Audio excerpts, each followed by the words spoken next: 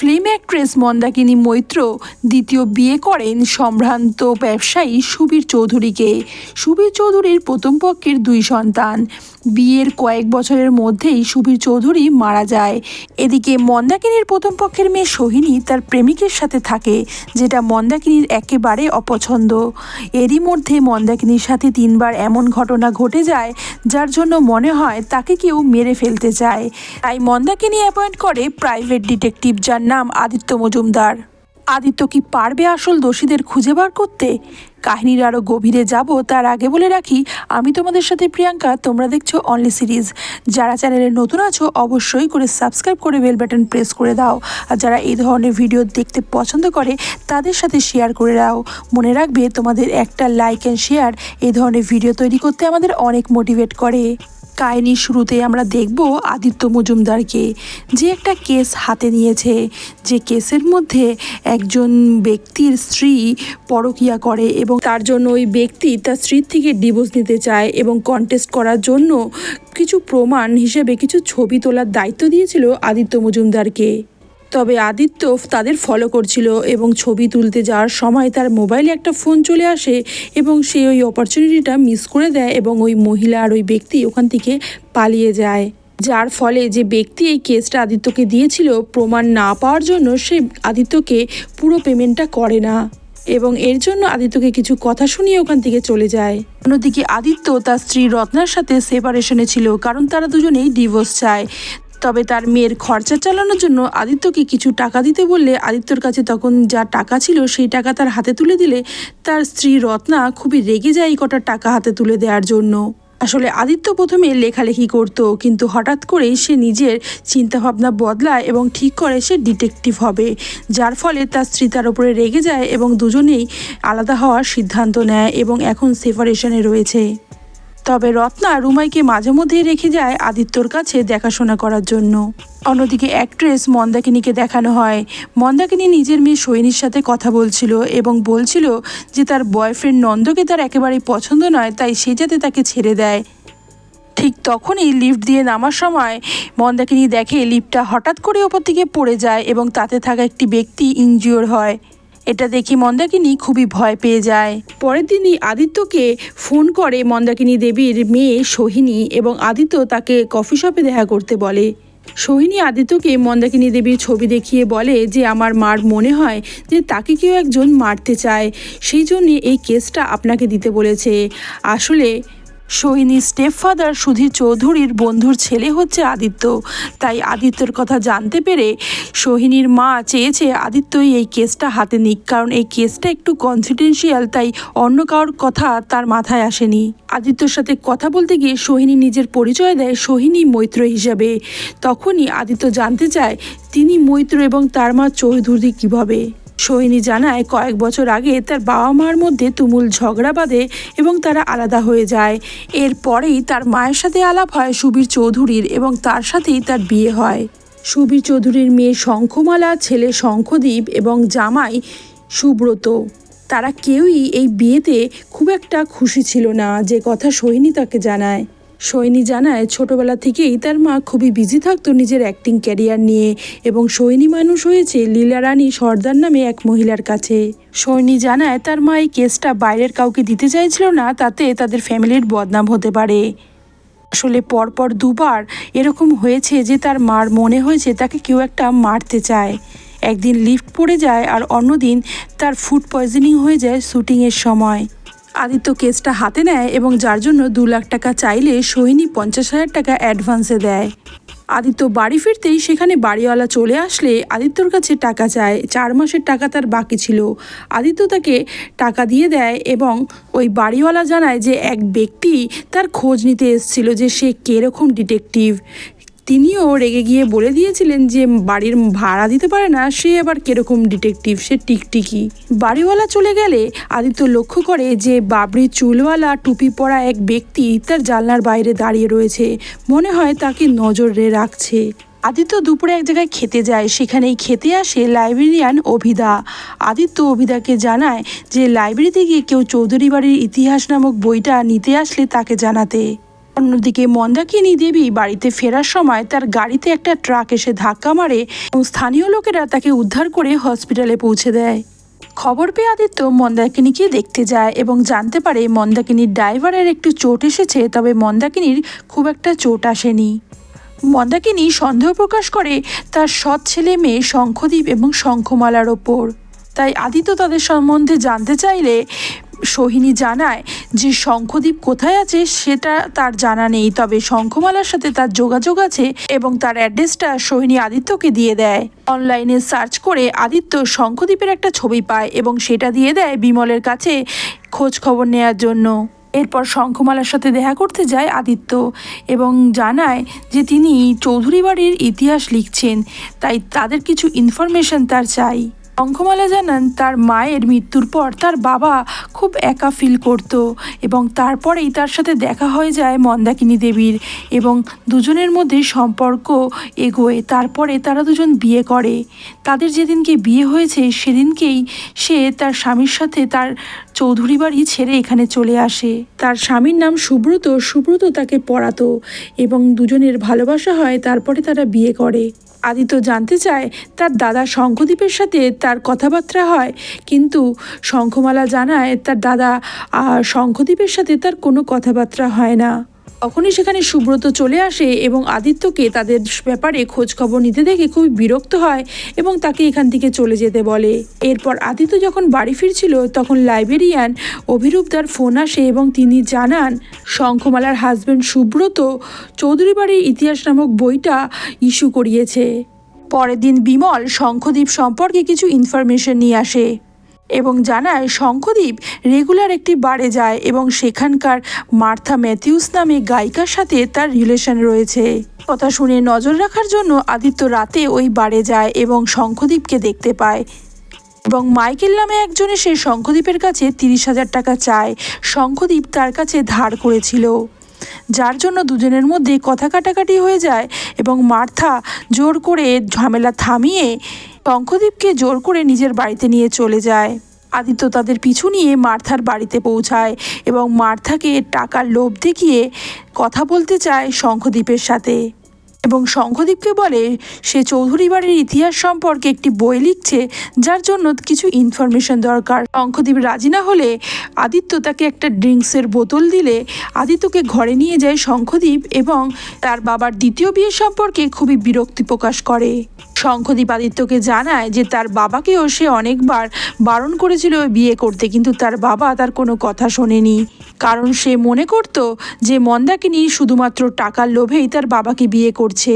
শঙ্খদ্বীপের সাথে কথা বলার পর আদিত্য যায় তার বন্ধুর বাড়িতে এবং তাদের সাথে ডিনার সারে এবং তখনই সোহিনী এবং তার বয়ফ্রেন্ড নন্দকে দেখানো হচ্ছিল টিভিতে, যেটা দেখে আদিত্যকে তার বন্ধু জানায় সোহিনী আর নন্দ দুজন পরস্পর লিভিনে থাকে, যেটা মন্দাকিনীর একেবারেই পছন্দের নয়। আদিত্য জানলা দিয়ে দেখতে পায় যে ওই বাবি চুলওয়ালা লোকটি এখানেও তার পিছু নিয়েছে, তাই তড়িঘড়ি নিচে নেমে ওই লোকটিকে ধরবার চেষ্টা করলে ওই লোকটি একটি গাড়ি করে উঠে পালিয়ে যায় এবং একটি হুমকি চিঠি তাকে দেয়। এই চিঠিতে লেখা ছিল, এই কেসটা তুমি ছেড়ে দাও। এদিকে শঙ্খমালা তার বাপের বাড়ি থেকে নিয়ে এসেছিল তার মায়ের কিছু জিনিসপত্র, সেগুলোই ঘাটাঘাটি করছিল। তখনই একটা ডায়েরি তার হাতে আসে, যেটা ছিল তার বাবার ডায়েরি। ডায়েরিতে লেখা তার বাবার কিছু কথা তার খুবই অদ্ভুত লাগে, যার জন্য সে তখনই তার দাদাকে ফোন করে এবং তার বাড়িতে আসতে বলে। অন্যদিকে ওই বাবরি চুলওয়ালা লোকটা দুটো গুন্ডাকে টাকা দেয় এবং তার কোনো একটা কাজ করে দিতে বলে। ওদিকে আদিত্য চৌধুরী বাড়িতে গিয়ে মন্দাকিনী দেবীর জন্য অপেক্ষা করতে করতে সেখানে থাকা কিছু বইপত্র ঘাটাঘাটি শুরু করে। ওখানে থাকা একটি বইয়ের একটি পেজ মোড়া ছিল এবং ডেট দেওয়া ছিল সুবীর চৌধুরীর মৃত্যুর আগে। তখনই সেখানে বাড়ির ড্রাইভার আসে এবং তার সাথে কথা বলতে শুরু করে দেয় আদিত্যবাবু। আদিত্য ড্রাইভারের সাথে কথা বলে জানতে পারে আজ একটুর জন্য বেঁচে গেছে মন্দাকিনী দেবী, কারণ রোজ মন্দাকিনী দেবী তার বাঁ দিকে বসে, কিন্তু আজকে বসেছিল ডান দিকে, আর ঠিক তার অপোজিট দিক থেকে এই গাড়িটা আজ এসেছিল। তখনই মন্দাকিনী দেবীর সাথে কথা বলতে চলে আসে শঙ্খদ্বীপ এবং তার সাথে ঝামেলা করে সেখান থেকে বেরিয়ে যায়। এদিকে আদিত্য মন্দাকিনী দেবীর অ্যাসিস্ট্যান্টের সাথে কথা বলে জানতে পারে আগের দিন শুটিং ফ্লোরে যখন তার খাবারে ফুড পয়জনিং হয়েছিল তখন ওই অ্যাসিস্ট্যান্ট ওখানেই ছিল এবং যেই খাবার সকলে খেয়েছে সেই খাবারই খেয়েছিল মন্দাকিনী দেবী, কিন্তু তার যে এরকম কেন হলো তারা কেউ এটা বুঝতে পারছে না। রাতের দিকে শঙ্খদীপ যে বাড়ি যায় সেখানেই আদিত্য আবারও যায় এবং তার সাথে কথা হয় মাইকেলের সাথে আগের দিন শঙ্খদীপের ঝামেলা লেগেছিল, কারণ শঙ্খদীপ মাইকেলের কাছ থেকে 30,000 টাকা ধার নিয়েছিল, সেটা এখনও সে মেটাচ্ছিল না। এরপর আদিত্য যায় তার বন্ধুর অর্গানাইজ করা একটি অনুষ্ঠানে, যেখানে আজ পারফর্ম করবে সোহিনী চৌধুরী। পার্থ জানায় সোহিনী আর তার বয়ফ্রেন্ড নন্দ একই ফ্ল্যাটে থাকে এবং যেই ফ্ল্যাটটা মন্দাকিনী দেবীর, তবে মন্দাকিনী দেবী নন্দকে একদমই পছন্দ করে না। কিছুক্ষণ পরেই সেখানে সোহিনী আসে এবং আদিত্যকে দেখে খুবই অবাক হয়। সোহিনী আগে থেকে জানতো না যে আদিত্য আর পার্থ বন্ধু। এরপর সোহিনী গ্রিন রুমে চলে যায় পারফরমেন্সের জন্য। এরপর পারফরমেন্স শুরু হয়, গান গায় নন্দ আর সেতারে থাকে সোহিনী। পারফরমেন্স প্রায় শেষের দিকে তখনই আদিত্যর কাছে তার পুলিশ বন্ধুর ফোন আসে এবং আদিত্য তার সাথে কথা বলতে বাইরে চলে যায়। কিছুক্ষণ পর পারফরমেন্স শেষ হয়ে যায় এবং আদিত্য লক্ষ্য করে সোহিনী আর নন্দর মধ্যে ঝামেলা হচ্ছে। সোহিনী নন্দকে বলছে যে আমি তোমার জন্য বারংবার মায়ের কাছে টাকা নিতে পারবো না। পরের দিনই ছিল রুমায়ের বার্থডে, তাই তার বার্থডের জন্য গিফট কিনতে বেরোয় আদিত্য। একটা দোকান থেকে একটি বার্বি সেট গিফট কেনে এবং তারপরে চলে যায় সুবীর চৌধুরীর লয়ার মর্গান অ্যান্ড ব্যানার্জির কাছে এবং সেখানে এসে জানতে পারে যে সুবীর চৌধুরী তার সমস্ত সম্পত্তি গিফট করেছে তার সেকেন্ড ওয়াইফ মন্দাকিনী দেবীকে। তবে সুবীর চৌধুরী তার উইলে কিছু ক্লজ রেখে গেছেন, যার দ্বারা তিনি মারা যাওয়ার পর মন্দাকিনী দেবী অন্য কারোর সাথে বিবাহ বহির্ভূত কোনো সম্পর্ক রাখতে পারবেন না অথবা কারোর সাথে বিয়ে করতে পারবেন না। আর যদি তিনি এরকমটা করেন সমস্ত সম্পত্তি 3 সন্তানের মধ্যে ভাগ হয়ে যাবে। আর এই ব্যাপারটায় নজর রাখবে মর্গান অ্যান্ড ব্যানার্জি। এখান থেকে বেরিয়েই সোহিনীকে ফোন করে আদিত্যবাবু, তবে তার সাথে বিশেষ কথা হয় না। তখনই কিছু গুন্ডা এসে তার ওপর অ্যাটাক করে এবং তাকে মারধর করে এই কেসটা থেকে সরে দাঁড়াতে বলে। এদিকে শঙ্খমালা তার দাদাকে ডেকে পাঠালে শঙ্খদীপ সেখানে আসে এবং খাওয়া দাওয়া করার পর শঙ্খমালা তার দাদার হাতে তুলে দেয় তার বাবার ডায়েরি, যেটা দেখে শঙ্খদীপ খুবই রেগে যায় এবং তার সৎ মা মন্দাকিনীকে ফোন করে হুমকি পর্যন্ত দেয়। এদিকে রাতের দিকে কয়েকজন পুলিশ পেট্রোলিং করছিল, তখনই তাদের নজরে আসে আদিত্য এবং আদিত্যকে তারা তার বন্ধুর বাড়িতে পৌঁছে দেয়। এখানে আদিত্যর সাথে দেখা করতে আসে রত্না রুমাইকে নিয়ে এবং আদিত্যর ওই রকম অবস্থা দেখে রত্না খুবই কষ্ট পায়। তবে আজ ছিল রুমাইয়ের জন্মদিন, তাই তার বন্ধুরা ঘরে অপেক্ষা করছিল কেক কাটার জন্য, তাই রত্না রুমাইকে নিয়ে সেখান থেকে বেরিয়ে যায়। কিছুক্ষণ পর সেখানে সোহিনী আসে। আসলে যখন এই ঘটনাটি ঘটে তখন সোহিনীর সাথে কথা বলছিল আদিত্য এবং তার কোনো ট্রেস না পেয়ে সোহিনী পার্থকে কল করতেই সবটা জানতে পারে আর এখানে আসে। আদিত্য সোহিনীকে জানায় যে আগেও কেউ একটা হুমকি দিয়েছিল এই কেসটা থেকে সরে দাঁড়ানোর জন্য, আর আজকেও তাই এই কাজ করেছে। এদিকে পুলিশ খুব তৎপরতার সাথে এই দোষীদের ধরে ফেলে এবং আদিত্যকে ডেকে পাঠায়।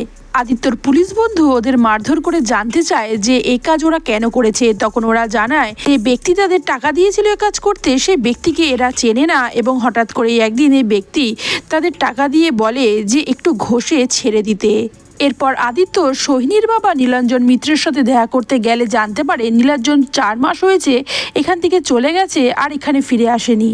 এরপর সোহিনীর ফোন পেয়ে আদিত্য যায় মন্দাকিনী দেবীর সাথে দেখা করতে। তখন মন্দাকিনী দেবী আদিত্যকে কিছু টাকা দিয়ে বলে এই কেসটা যাতে সে আর সলভ না করে, কারণ সে বুঝতে পেরেছে তাকে নিজের লোকেরাই মারতে চায় এবং আদিত্য যেন তার রিপোর্টটা সাবমিট করে দেয় এবং এই কেসটা আর নিয়ে তাকে আর মাথা ঘামাতে হবে না, কারণ তিনি চান না তার জন্য আদিত্যর কোনো ক্ষতি হয়ে যাক।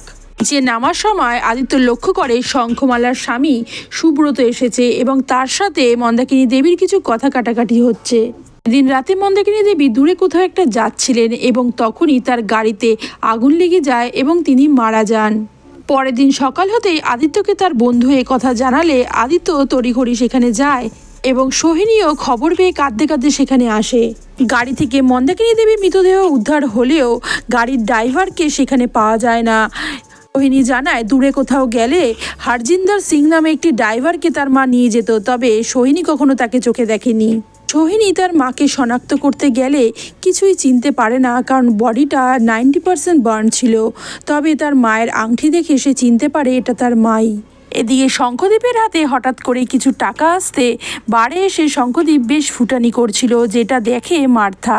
মন্দাকিনী দেবীর মৃত্যুর পর মর্গান অ্যান্ড ব্যানার্জি পরিবারের সকলকে এক জায়গায় ডেকে পাঠায় এবং জানায় মন্দাকিনী দেবীর অস্বাভাবিক মৃত্যু হয়েছে এবং মন্দাকিনী দেবী তার উইলে লিখে গেছে তার যদি অস্বাভাবিকভাবে মৃত্যু হয় তাহলে তার সমস্ত সম্পত্তি একটি বিশেষ ট্রাস্টে চলে যাবে, তার ফ্যামিলির কেউই সেই টাকা পাবে না।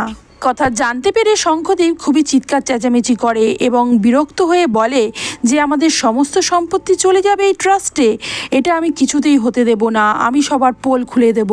এদিকে পরের দিন রত্না টিফিন গাড়ি নিতে এসে আদিত্যকে জানায় তার শাশুড়ি আর তার শ্বশুরমশাই যখন সুবীর চৌধুরীর বিয়েতে গেছিল তারা বাড়ি ফিরে জানিয়েছিল সুবীর চৌধুরী একটা পুত্রের আশায় এই বিয়েটা করেছে, তবে তার দ্বারা কিছুই সম্ভব হচ্ছিল না, কারণ সুবীর চৌধুরী বয়স হয়ে গেছিল এবং তিনি অক্ষম ছিলেন।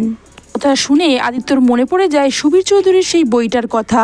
পর আদিত্য রিপোর্টার সেজে দেখা করতে যায় কলকাতার এক নামী কবিরাজের কাছে। এই কবিরাজের কাছে ওষুধ নিয়ে নাকি অনেকেরই বাচ্চা হয়েছে। কবিরাজ জানান 2 বছর আগে তিনি ওষুধ দিতেন, তবে তার শরীর খারাপ হয় তিনি আর এখন কাজ করেন না। এই কবিরাজের ডায়েরি ঘেটে কিছু নাম কালেক্ট করে আদিত্য।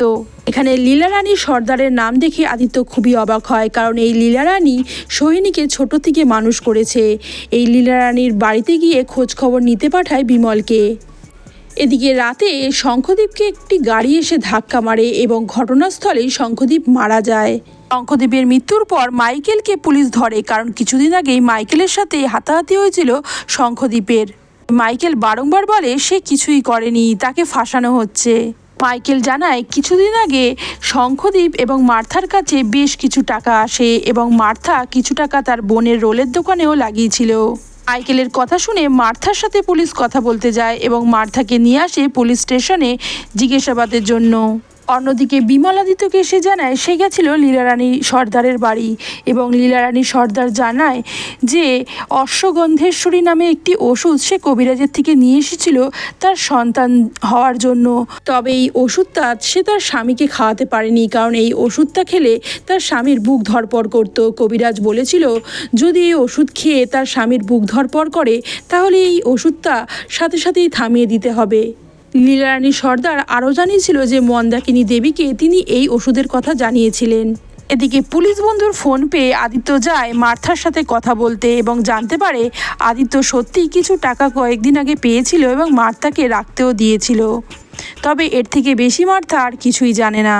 ঘটনা ফ্ল্যাশব্যাকে যায় এবং দেখানো হয় সুবীর চৌধুরী বিয়ের পর মন্দাকিনী দেবীর সাথে শারীরিক সম্পর্কে অক্ষম ছিলেন, যার জন্য মন্দাকিনী দেবী তাকে কয়েকটা প্যাকেট এনে দেয় এবং বলে এগুলো রোজ খেতে হবে, কারণ তাদের হাতে সময় খুবই কম, তাদের বয়স বাড়ছে। এরই মধ্যে সোহিনী একদিন আদিত্যকে ডেকে পাঠায় এবং জানায় যে মরিশাসের একটি ট্রাস্ট থেকে তার কাছে একটি অফার এসছে এবং সে ওখানে চলে যাচ্ছে এবং তার বয়ফ্রেন্ড নন্দ পুনেতে চলে যাচ্ছে, ওখানে তার একটা চাকরির অফার এসছে। তাই সোহিনী আদিত্যকে আর বিশেষ হেল্প করতে পারবে না। আদিত্য জানায় যে এই কেসটা সে নিজের জন্যই লড়বে। এদিকে বৃষ্টিমুখর রাতে রেনকোট পরা এক ব্যক্তিকে দেখানো হয় যে দুজনকে গুলি করে মারে, তবে ওই ব্যক্তির মুখ দেখানো হয়নি। দিন সকালে ওই হোটেলে পুলিশ আসে এবং আদিত্যকে খবর দিলে সেও যায় এবং দেখে মন্দাকিনী দেবী আরেক ব্যক্তি মৃত অবস্থায় পড়ে আছে, আর ওই ব্যক্তি নকল দাড়ি পরা। আদিত্য হোটেল বয় এবং ম্যানেজারের কাছে খবর নিয়ে জানতে পারে এরা নিজেদের মুসলিম দম্পতি হিসেবেই এখানে পরিচয় দেয় এবং বোরখা পরেই ছিল, তাই মন্দাকিনী দেবীকে তারা কেউই চিনতে পারেনি। এবং তাদের রুম থেকে একটা মেকআপের বাক্স পাওয়া গেছে যাতে কিছু ফলস দাঁতের সাথে রয়েছে ফলস চুল এবং দাড়ি। তখনই আদিত্যর মনে পড়ে যায় সোহিনীর কথা। সোহিনী জানিয়েছিল তার বাবার নাম নীলাঞ্জন মৈত্র, তিনি নটরাজ নামে একটি নাটকের দল চালান। নীলাঞ্জনেরই একটি ফলস দাড়ি আর পাগড়ি পরা হরভজন সিং নামে একটি ড্রাইভিং লাইসেন্সও উদ্ধার হয়। রোনা ফ্ল্যাশব্যাকে যায় এবং নীলাঞ্জন আর মন্দাকিনীর সেই ঝগড়ার ঘটনাটি দেখানো হয়। হোটেলের রুম থেকে আরেকটা পাসপোর্ট উদ্ধার হয় যেটা ছিল mister and missus Sahani. Mandakini মরিশাসের যে ট্রাস্টকে তার সমস্ত সম্পত্তি দিয়ে যেতে চেয়েছিলেন, সেই ট্রাস্টের ওনার ছিল এই মিস্টার অ্যান্ড মিসেস সাহানি। আদিত্যর কাছে সবটা ক্লিয়ার হতেই আদিত্য বাড়ির সকলকেই ডাকে এক জায়গায় কথা বলার জন্য, যেখানে উকিলবাবু মর্গান অ্যান্ড ব্যানার্জিকেও ডাকা হয়। আদিত্য জানায় মন্দাকিনী আর নীলাঞ্জনের ডিভোর্সের পর মন্দাকিনী খুবই একা হয়ে পড়েছিলেন এবং তার সাথে সেই সময় দেখা হয়ে যায় সুবীর চৌধুরীর, এবং দুজনে পরস্পর কাছাকাছি আসে এবং সুবীর চৌধুরী শঙ্খদ্বীপের ওপর তার আস্থা হারিয়ে গেছিল। তাই সে চেয়েছিল একটি পুত্র সন্তানের জন্ম দিতে, তবে বয়সজনিত কারণে তিনি সেটা সক্ষম হচ্ছিলেন না এবং মন্দাকিনী দেবী তাকে চাপ দিচ্ছিলেন এবং তার জন্য জোগাড় করে এনেছিলেন অশ্বগন্ধেশ্বরী। তবে ততদিনে মন্দাকিনী এবং নীলাঞ্জনের সম্পর্কটা আবার কাছাকাছি চলে আসে। তারা পরস্পর থেকে আলাদা হয়ে গিয়ে বুঝতে পারে তারা পরস্পরকে কতটা ভালোবাসে। এই দুজনে মিলে প্ল্যান করে নিয়ে এসেছিল অশ্বগন্ধেশ্বরী ওষুধ, যেটা হার্টের রোগীদের খাওয়ালে তারা খুব তাড়াতাড়ি মৃত্যুর মুখে পতিত হয়। সুবীর চৌধুরীর হার্টের প্রবলেম আছে সেটা মন্দাকিনী জানতো, তাই পূর্ব পরিকল্পনা মতো নিয়ে এসেছিল এই ওষুধ তাকে খাওয়ানোর জন্য। এর ফলেই তার মৃত্যু হয়েছিল। সুবীর চৌধুরীর উইলে একটা ক্লজ ছিল যে মন্দাকিনী আর বিয়ে করতে পারবে না, আর কোনো অ্যাফেয়ার্সে জড়াতে পারবে না। যদি সে কাজ করে তাহলে সমস্ত সম্পত্তি 3 সন্তানের মধ্যে ভাগাভাগি হয়ে যাবে, যেটা মন্দাকিনী কিছুতেই চায়নি। তাই সে ঠিক করে মরিশাসে গিয়ে তারা সুখে শান্তিতে থাকবে এবং এই সম্পত্তি নিয়েই থাকবে। তাই মরিশাসে একটি ট্রাস্ট খোলে এবং ওই ট্রাস্টেই তার সমস্ত সম্পত্তি তার মৃত্যুর পরে পৌঁছে যাবে, এরকমই একটা পরিকল্পনা সে করেছিল। তাই জন্যে তার প্রয়োজন ছিল মৃত্যুর নাটক করা, যেটা সে করেছিল এবং কয়েকবার এমন ঘটনা সাজিয়েছিল যাতে মনে হয় তাকে কেউ মারতে যাচ্ছে। এবং লাস্ট যেবার তার গাড়িতে আগুন ধরেছিল সেবারও একটি নকল মৃতদেহ এনে তার আংটিটা সেখানে রেখে দেওয়া হয়েছিল, যার ফলে মনে হতে পারে যে সেই মারা গেছে। আদিত্য মন্দাকিনী দেবীর গাড়ির ড্রাইভারের সাথে কথা বলে বুঝতে পেরেছিল যে মন্দাকিনী দেবী তার রেগুলারের যেই দিকে বসে সেই দিকে না বসে যেদিনকে অ্যাক্সিডেন্ট হয়েছিল অন্য দিকে বসেছিল এবং তাতেই তার সন্দেহ দানা বেঁধেছিল। অন্যদিকে শঙ্খমালার হাতে যখন তার বাবার ডায়েরিটা পড়ে, তারা দেখেছিল যে তার বাবার ডায়েরিতে উল্লেখ আছে অশ্বগন্ধেশ্বরীর, যেটা হার্টের রোগীদের পক্ষে খুবই বিপজ্জনক। তাই তারা বুঝতে পেরেছিল তার সৎ মা তার বাবাকে মৃত্যুর মুখে তিলে তিলে ঠেলে দিয়েছে। এই কাজের জন্য শঙ্খদ্বীপ মন্দাকিনী দেবীর কাছ থেকে কিছু টাকাও নিয়েছিল। তবে পরের বার টাকা চাওয়ার আগেই মন্দাকিনী দেবী অ্যাক্সিডেন্টে শঙ্খদ্বীপের মৃত্যু ঘটিয়ে দেয়, যেটা পুরোটাই ছিল প্ল্যান মাফিক।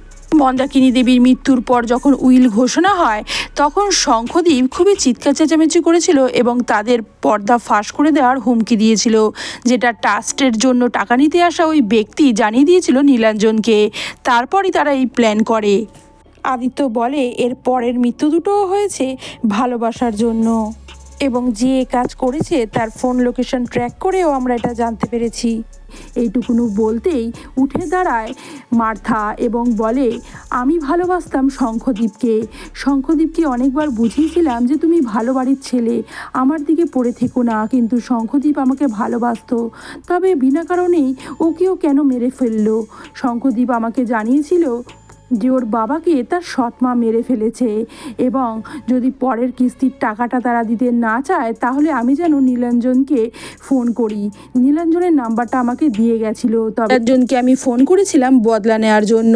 তবে সেটা প্রথমটায় ওদের বলিনি। ওরা যখন আমার সাথে দেখা করতে রাজি হলো তখনই আমি ওদের দুজনকে একসাথে শেষ করে দিলাম। ভালো করেছি, বেশ করেছি, ওদের দুজনকে শেষ করে দিয়েছি, ওরা এটারই যোগ্য ছিল। এই বলে মার্থা কাঁদতে থাকে। এরপর মার্থাকে অ্যারেস্ট করা হয়। এরপর দেখানো হয় সুব্রতকে। সেও জানতে পেরে গেছিল যে তার শ্বশুরমশাইকে মেরে ফেলেছে মন্দাকিনী, তাই সেও তাকে ধমকাতে গেছিল একদিন। অন্যদিকে ফ্ল্যাশব্যাকে দেখানো হয় যে কবিরাজের কাছে ওষুধ নিতে গেছিল নীলাঞ্জন এবং মন্দাকিনী দুজনেই। কাহিনীর শেষে দেখানো হয় সৈনিকে এসে জড়িয়ে ধরেছে শঙ্খমালা, বলে বাবার যে বিশাল সম্পত্তি রেখে গেছেন সে সম্পত্তি আমি একা নিয়ে কি করব, তাই এই সম্পত্তি আমি তোমার সাথে ভাগ করতে চাই, এই বলে জড়িয়ে ধরে সোহিনীকে, আর সোহিনীও মানা করতে পারে না। অন্যদিকে পরের দিন সকাল হতেই রত্না খবরের কাগজ নিয়ে ছুটে আসে আদিত্যর কাছে এবং বলে খবরের কাগজে বড় বড় করে তোমার ছবি দিয়েছে এবং এই কেসটা সলভ করার জন্য তোমাকে ধন্যবাদ জানানো হয়েছে। অন্যদিকে বাড়িওয়ালাও রিকোয়েস্ট নিয়ে আসে তার দাদার কেসটা তাকেই লড়তে হবে। আর এখানেই শেষ হয় আজকের কাহিনী। ভিডিওটি ভালো লাগলে অবশ্যই করে লাইক অ্যান্ড শেয়ার করে দিও, আর এই ধরনের ভিডিওর জন্য সাবস্ক্রাইব করতে ভুলো না।